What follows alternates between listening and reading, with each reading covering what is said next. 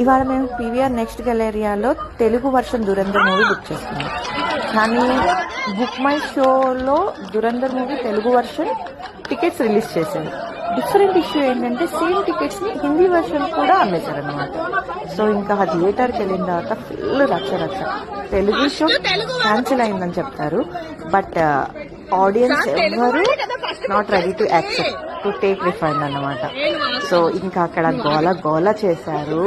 ఒకటే ticket Hindi version కి Telugu version కి ఇద్దరికి సేల్ చేశారు. మంచి ఫన్ అనమాట. ఫస్ట్ టైం ఎక్స్పీరియన్స్ చేశాము.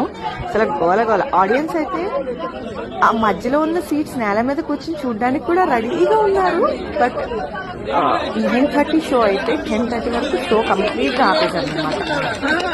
ఫైనల్లీ పోలీస్ వచ్చి దాన్ని సర్ది చెప్పి వేరే స్క్రీన్ వేయించి వేరే స్క్రీన్ లో కూడా వేయించిన తర్వాత గానీ అది సెట్ అవ్వలేదు అనమాట.